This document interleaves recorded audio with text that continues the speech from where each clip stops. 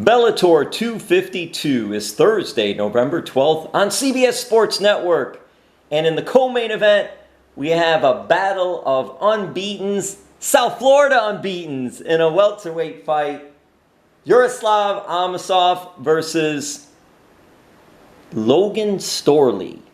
And Amosov is with American Top Team. Logan is with Sanford MMA in Deerfield Beach in South Florida.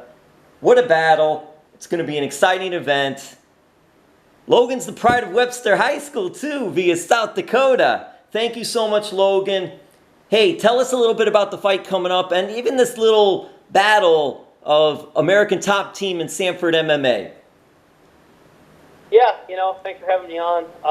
The American Top Team in Sanford, was, well, I guess it used to be the Black Zillions. That's before my time. So, since I've been here, I guess it really hasn't been as much of a rivalry. And I guess I never got to see that side, when they did the show and all that was a couple years ago. But no, it's going to be a great fight. He's undefeated, I'm undefeated. We're both young guys trying to make our way to that title shot, and I'm excited for this fight. Yeah, you have a fighter there, 24-0, and he's training American Top Team. Great training facility, great coaches, great fighters, and then you go Sanford MMA. You're 11-0, great facility, great coaches, great fighters. It says something, Logan, I think, too, to South Florida and just all the great fighters and coaching that we have down here. What are your thoughts of that?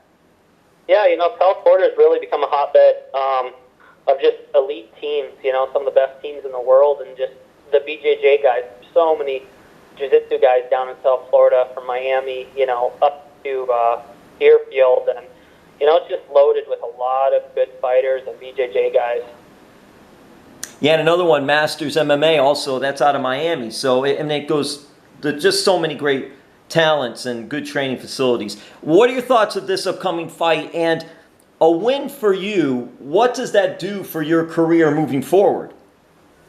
Yeah, it puts me right there for that title shot. I believe that I think I don't know, their unofficial rankings, have them at 1 or 2, and so, you go in there and you put on a good performance and beat them, I think you're the next in line for a title shot. And so for me, obviously each fight is the biggest fight of your career, but, this one has a lot at stake, and I'm excited for it. How did you land at Sanford MMA, formerly Hard Knocks 365, and then obviously you said the Black Zillions as well? Yeah, I wrestled at the University of Minnesota, moved out to Arizona with Ryan Bader for a while, and then I went out to Vegas for a year, and then I followed Mike Chandler and Robbie Lawler to South Florida, and, we were at the Combat Club, and then it went to Hard Knocks, and now in Sanford for the last year and a half. So that's kind of how it all came together. I initially came down with Mike Chandler, former Bellator champ, now UFC fighter, and then Robbie Lawler's become my main guy. Yeah, how have Mike and Robbie helped you in the transition process to MMA? Yeah, you have Mike Chandler, who's a former Division I wrestler. He's gone through the same process, so that helped a lot right away. I lived with him for the first year, and then, Robbie Lawler, both being welterweight guys. I got to meet Robbie when I was a senior in college, actually. And we have the same agent, me, Mike, and Robbie, and Bader, all of us. So I got to meet those guys, and then Robbie's just became one of my main training partners, just a guy with, all kinds of experience and just, an absolute legend of the sport. So it always helps having a guy like that, when you ever have questions or doubts or anything like that, you always have a guy like that to lean on. What have you thought about South Florida? And before you came down here to train, have you ever been down this way before? Yeah, I wasn't in South Florida. I wrestled in Orlando at the Disney Duels in high school 2-3 times. So I've been in Orlando and wrestled and competed. And then, my first time down in South Florida was when I first initially came down here 3 years ago. How do you like it down here, living down here, and the sun, the beaches, the food, that type of thing? Yeah, I enjoy it. It's definitely taken some time to get used to after coming from South Dakota in the cold winters and things like that. Definitely a little change of pace. But I've learned to love it and enjoy it. Like the heat. You don't miss shoveling the ice and the snow? Yeah. You know, I like to go back every couple times a year, and then it's nice to come back to the heat. It is, man. It's good down here and all. So, hey, what have you learned about yourself in training in this discipline, going from amateur wrestling to mixed martial arts fighting, and elevating yourself and growing? Yeah, you know, I got to have 3 amateur fights while I was in high school, and then you know, the one thing that college taught me was, you know, we competed and made weight for 5 months straight. And I wrestled, you know, the top guys in the country every single weekend. And so that just got me ready to be, you know, you got to be at your best every single weekend. And now with fighting, you only fight about, I don't know, anywhere 2 to 4 times a year. And so, you know, that's kind of changed. But, man, college wrestling just helped me get, you know, mentally and physically ready for the fight world. And then now it's putting everything together, you know, little pieces of your striking, and then you're adding, you know, your BJJ, and then, you know, you're putting it all together and learning to put, you know, pieces together. And that's one thing I've really learned, is just making it all transition to one. You started wrestling at age 5? Yep, yeah, since, you know, been wrestling for 23 years now. Is that like the norm if you're from Webster, South Dakota, in that area?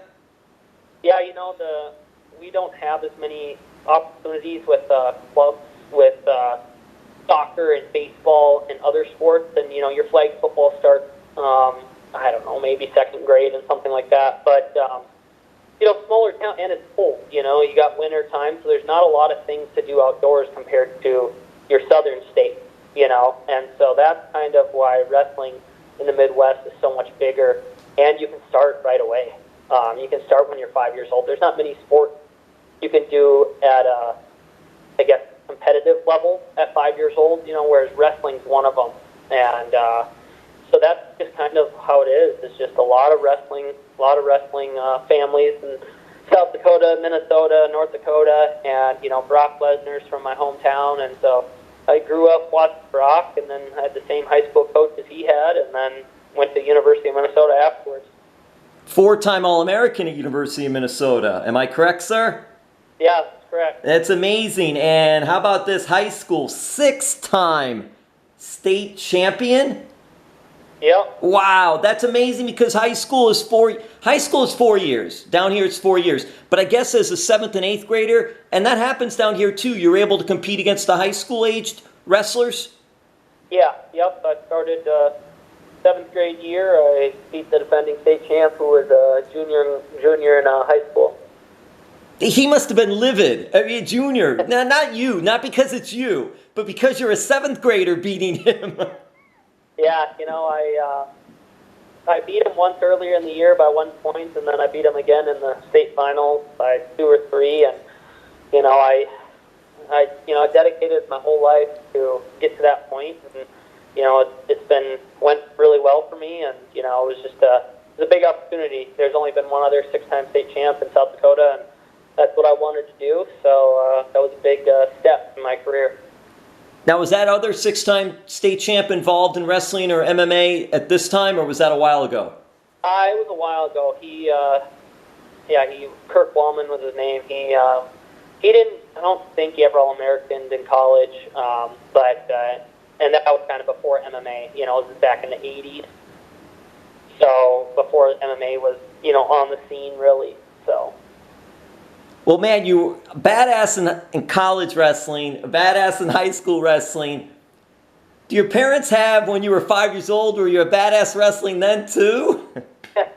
No, it took me probably the first 2-3 years of getting beat up on and starting to learn the sport and really start to understand. And then, you know, I made my strides by, you know, going to camps during the summer and wrestling. You know, I played football and ran track played soccer my whole high school career. So I was a multi-sport athlete. Loved everything. You know, I played basketball until 7th grade. So, but wrestling was my true passion, and so I spent a lot of time in the summer traveling and spending the extra time going to camps. And wrestling's really what I excelled at. You know, once I was 4th, 5th grade, I started to separate myself.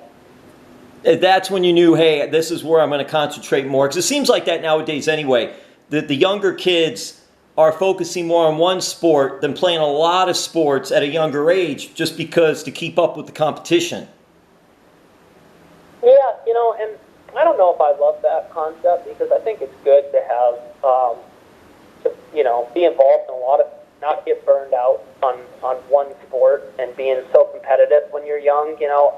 My parents never forced me to do anything. I just loved wrestling, but I also I loved football. I played until, like I said, throughout my whole high school career and absolutely loved it and wasn't worried about, getting hurt, not being able to wrestle and just, I loved soccer and, those were my, I just enjoyed competing and being an athletic. So, I don't know if I agree with being so stuck on one sport, from the age that they're 7, but I guess that's kind of how it's moving.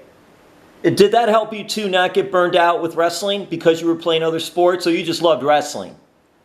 Yeah, I loved wrestling, but I took a little break during when it was football season. Obviously I was playing football for the 2 months, and then I was still doing extra practices on my own and wrestling with college guys when I was a sophomore, junior, and senior. But it was just my love for the sport. Hey, is there anyone from high school or college, and hey, I know you've had a lot of matches, but is there anyone you recall that you've competed against in high school, college, or were teammates with that have gone on to do successful in MMA or even pro wrestling? I was going to get to pro wrestling in a little bit. You mentioned Brock Lesnar, but I just thought I'd throw that out there. No, none of the guys. Oh, actually, one other guy that I wrestled in college, Crutchmer, he's a 170-pounder in Bellator as well. So I was 2-0 against him in college. And so that's about the only other guy I think really that I competed against that is now in MMA.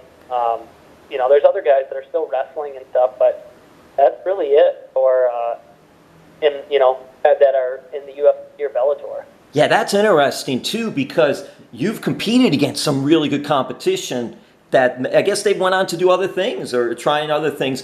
And I was going to get to the Olympics. Did you have Olympic aspirations? I did. I enjoyed freestyle, and I did well. I won Fargo, which is the biggest freestyle tournament in the U.S. for high schoolers. I won that my junior year, and then I was second twice at U23s, which is like Junior Worlds. I was second in the U.S. So I was number 2 on the ladder, but I was just ready to move on to MMA. I loved MMA, and I was kind of not burnt out on wrestling, but kind of needed a change of pace, and I'd always wanted to fight since I've been young, and so that's kind of where my path took me, and I was ready to get into MMA. You came at a good time, sir, because then MMA started to really elevate and get big, and now here you are with Bellator. What made you decide, hey, all right, I'm going to sign with Bellator? Bellator just had some options with sponsorships and things like that, whereas the UFC switched over to Reebok, and not very many fighters were happy about that. And Bellator, I liked their vision that they had, and it was a decision. I talked with my agents and I talked with my parents, and Bellator just made the most sense for me. And this is a business, and business-wise, it just made the most sense to sign with Bellator. And Bellator 252, Thursday, November 12th, CBS Sports Network. You're in the co-main event, and like I said, it's you against Amosov, but it's also American Top Team where he trains and Sanford MMA where you train. And I know it's not being built like that, but it's a South Florida battle, which is cool. At least for me it is, being here in South Florida. What are your thoughts, though, of you're a fighter and you're a wrestler and you've been in big events, but what is it like when you're co-main event in a big show like this on CBS Sports Network? Does that ever hit you, or you just go on business as usual?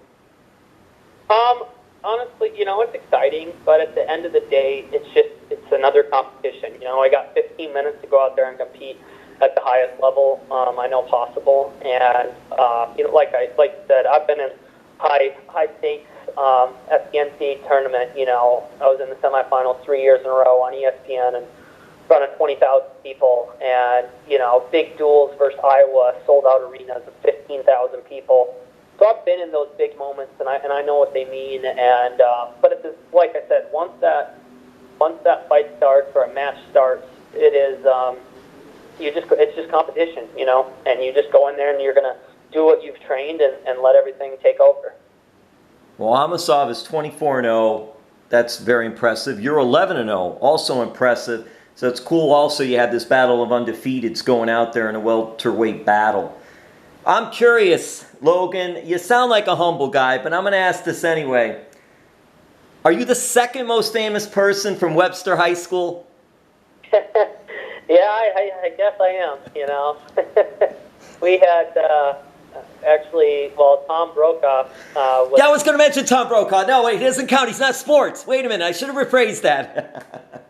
I don't think he went to Webster High School. He did not. He did not. I looked it up. See, I did all this before when I knew I was doing the interview, I had to research and do a little bit of this. So went on the Google, went on the Wikipedia, which isn't always correct, and went other places, and saw Brokaw was from Webster, but he did go to another high school. Yeah, so he was there for a couple years growing up, and then... obviously you've had Brock and me, and then I think there was maybe there was a governor back in the day. Yeah, there was a governor and a senator. They don't count. Yeah, a long time ago. But yeah, it's we've had a lot of rich wrestling tradition in our high school, and we've had a lot of guys that have went on and become very successful at Division I. Division II level, and so it's been great. We've had a great program and just a really good sports program overall. I look at this and I'm reading. Tell me if this sounds accurate.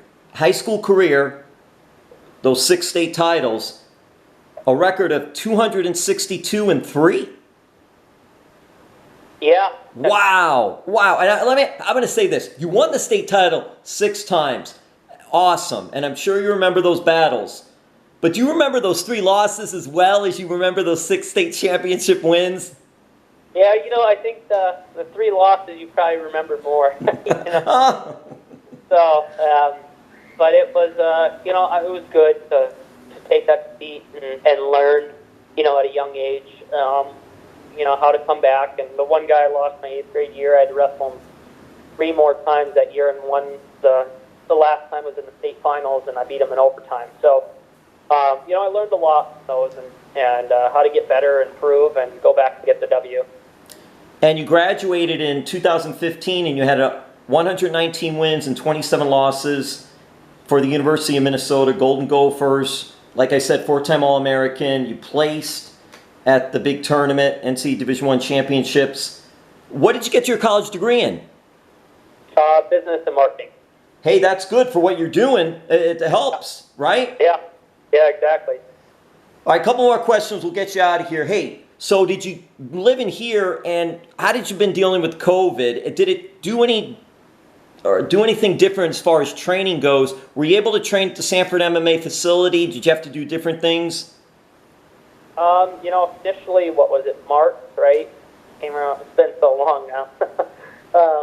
It was, we had to change some things, and we could only go so many guys, and then, we kind of really shut down for the first few weeks, and then I did a lot of things at home where me and Robbie would work out at his place, and so we just made it work, at first, and we obviously took the precautions and did what we had to do until things opened back up. But, it was a good time to, take your little break and just work on things that maybe you don't always get time because it's, because you just had so much time. There was nothing to do, and so I watched a lot of film and took notes and worked on some things that I didn't always get time to.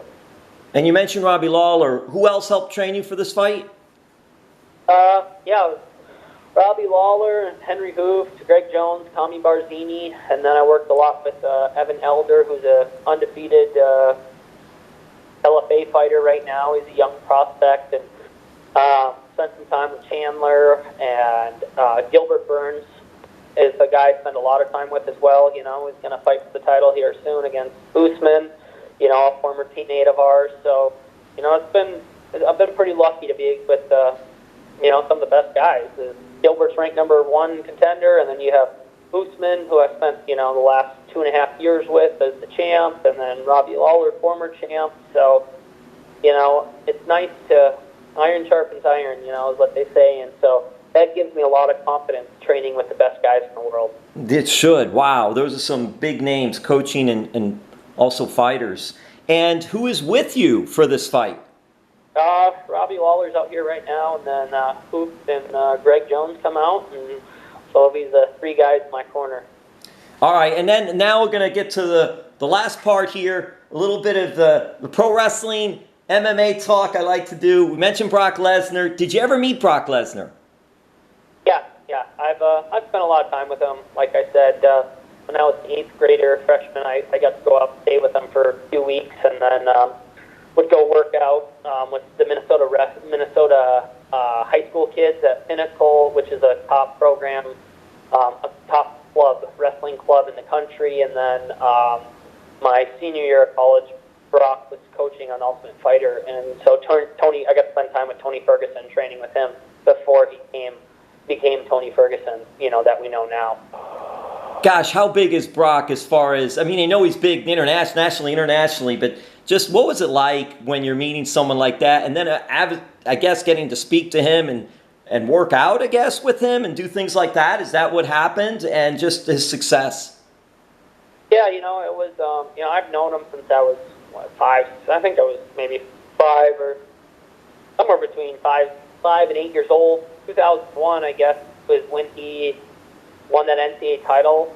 I believe it was 2001 or maybe 2000. So he came back to Webster, and we all watched the match again, and so I got pictures of him when I was little with him, and then obviously as I became more successful, and his former high school coach, my high school coach, put us in contact, and so I talk to him every once in a while, and just he checks in and see how things are going. So it's a cool relationship.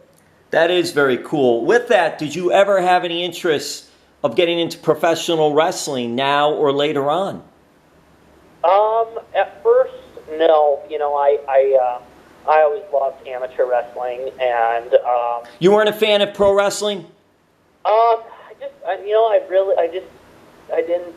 knew it was fake, and so I didn't enjoy it as much. And now, Logan, wait a minute, Logan, don't say fake. They get mad when it's scripted, but it's athletic.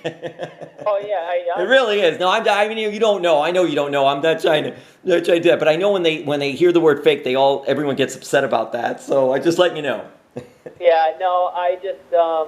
But it is scripted, Logan. It's good. Listen, when you're in MMA, your purpose is to defeat the other guy and beat him the heck up. In pro wrestling, you're to protect your opponent, but make it look good. Yeah, and obviously in the future, I guess if something popped up, that'd be a cool opportunity. But I loved wrestling, and I loved MMA. Amateur wrestling and MMA and competing. So.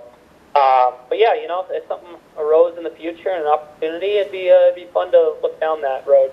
And I'll tell you too, Logan, Shelton Benjamin, who was at University of Minnesota when Brock Lesnar, actually they were roommates at University of Minnesota. Shelton also became a very big-time WWE superstar. I didn't know if you ever had any contact with Shelton through the University of Minnesota. No, he was before my time. Yeah, he was. He was back when they were roommates back at University of Minnesota when Brock wrestled too. Oh, yeah, he was before my time, so I haven't really ever spent time with him. I'm still close with the Minnesota coaches, with Becker and Eggum and all those guys, who were J-Rob, guys that were part of those teams and coached those teams. So it was it was cool that it all comes full circle from Webster, South Dakota, University of Minnesota. So it's been a pretty cool experience. All right, Logan. Hey, Bellator 252, Thursday, November 12th, CBS Sports Network. You're in the co-main event. Big battle. Sanford MMA, the pride of Webster High School. Thank you so much for the time. Yeah, thank you. I appreciate it.